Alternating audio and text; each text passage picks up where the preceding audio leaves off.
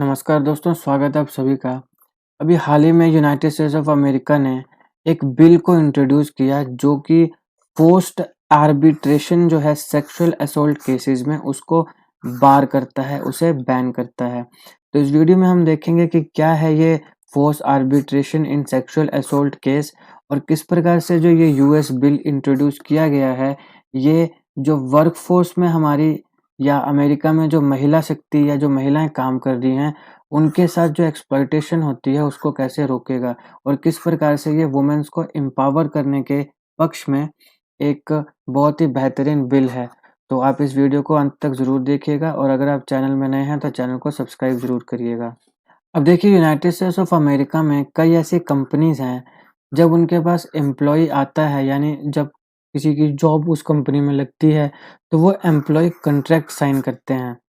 अब इस कॉन्ट्रैक्ट में एक होता है आर्बिट्रेशन प्रोविज़न, यानी कि इस कंपनी में कोई भी इश्यू निकल कर आता है, कोई भी वर्क प्लेस डिस्प्यूट निकल कर आता है, तो हम इसके बारे में पब्लिक प्लेस में नहीं कहेंगे।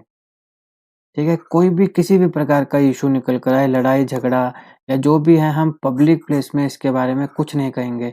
हमारा एक अपना आर्बिट्रेशन प्रोविजंस है, हमारे इसके अंदर अपना एक सो कॉल्ड कोर्ट होगा, उसमें जज होंगे, राइट? और वहीं पे जो भी डिस्प्यूट है वो सॉल्व किए जाएंगे। पब्लिकली हम इन किसी भी डिस्प्यूट के बारे में खुलकर बात नहीं करेंगे। इस प्रकार का एक provision, arbitration provision employ contracts में साइन करवा लिया जाता है। किस प्रकार की work place dispute, sexual harassment, racial discrimination dispute इत्यादि इत्यादि। अभी ये जो आर्बिट्रेशन प्रोविजन है, ये अलो करता है कंपनीज को किसी भी इंटरनल डिस्प्यूट को सेटल करने के लिए थ्रू एन आर्बिट्रेटर। ये एक इंडिपेंडेंट बॉडी होगी जहाँ पे कुछ लॉयर्स और कुछ रिटायर्ड जजेस होंगे। देखो, आर्बिट्रेटर का मतलब क्या होता है? एन इंडिपेंडेंट पर्सन और body officially appointed to settle a dispute.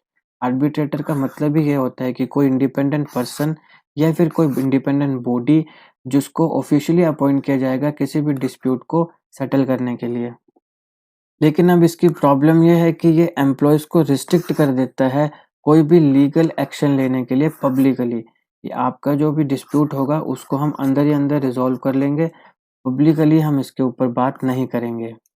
अभी यहाँ पर आती है मी टू कैंपेन। देखिए, मी टू जो कैंपेन थी, इसने बहुत ज़्यादा लड़कियों को प्रोत्साहित किया है अपने ऊपर जो भी अत्याचार हुए उनके बारे में खुलकर बोलने की। उसी में एक केस आता है फॉक्स न्यूज़ के फॉर्मर एंकर ग्रेचन कार्लसन का। ग्रेचन कार्लसन फॉक्स न्यूज़ की एक फॉर्मर एम्प्लॉई हैं। इन्होंने सेक्सुअल एलिगेशंस लगाए, इल्ज़ाम लगाए उस समय के फॉक्स न्यूज़ के सीईओ रॉगर एलिस के ऊपर।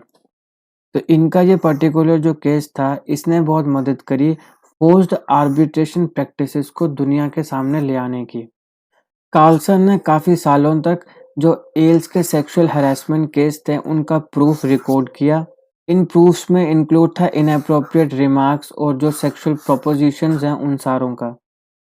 लेकिन ये सारे रिकॉर्ड करने के बाद भी उनको ये समझ में आया कि ये जो मैंडेटरी आर्बिट्रेशन क्लॉज है फॉक्स न्यूज़ का, ये उन्हें अलाउ नहीं करता कि वो फॉक्स न्यूज़ को स्यू करे, यानी उसके ऊपर कोई केस करे वर्क प्लेस हरासमेंट के ऊपर। क्योंकि फिर अगर ये करती तो आर्बिट्रेशन प्रोविजन का जो इन्होंने एम्प्लॉय कॉन्ट्रैक्ट में साइन किया है वो उसकी वायलेशन हो जाती। इसलिए उन्होंने 2016 में डिसाइड किया कि फॉक्स न्यूज़ का सीईओ जो है उसके ऊपर पर्सनली ये उसको सू करेंगे।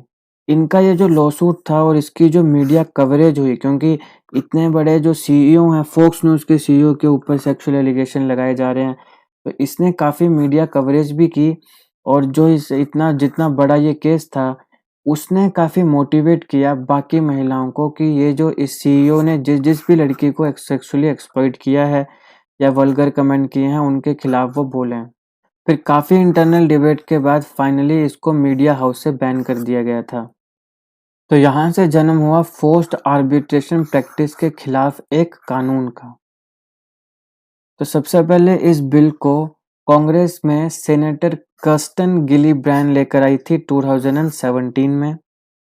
इसी पर्टिकुलर मी टू केस जो फॉक्स न्यूज़ में था, जिसके बारे में हमने पहले चर्चा की, उसके बैकड्रॉप में। और अभी 10 फरवरी 2022 को यूएस कांग्रेस ने एक लेजिस्लेशन को पास किया है जहां पे फोर्स्ड आर्बिट्रेशन जो है सेक्सुअल असॉल्ट और हैरेसमेंट डिस्प्यूट्स में किसी भी वर्क प्लेस में उसको एंड कर दिया गया है, ख़त्म कर दिया गया है। यानी कि अब ज़रूरी नहीं है कि किसी आर्बिट्रेटर जो वर्क प्लेस के अंदर बनाया जाएगा वहीं पे ही केस को सॉल्व करना है। जो भी किसी भी लड़की के साथ अगर ऐसा कुछ होता है तो वो पब्लिक कोर्ट में जा सकती है। ये बिल अलाउ करता है किसी भी सर्वाइवर को कि वो जो भी अब्यूज़र है उसको पब्लिक कोर्ट में भी सू कर सकती हैं, इवन अगर उसने एम्प्लॉयमेंट एग्रीमेंट कॉन्ट्रैक्ट साइन किया है तो भी। तो ये था इस वीडियो का एनालिसिस। आपका इसके ऊपर क्या कहना है हमें कमेंट बॉक्स में बताएं। वीडियो अच्छी लगे तो लाइक और शेयर करें और ऐसे ही जीके वीडियोस के लिए अभी हमारा चैनल सब्सक्राइब करें। Thank you for watching.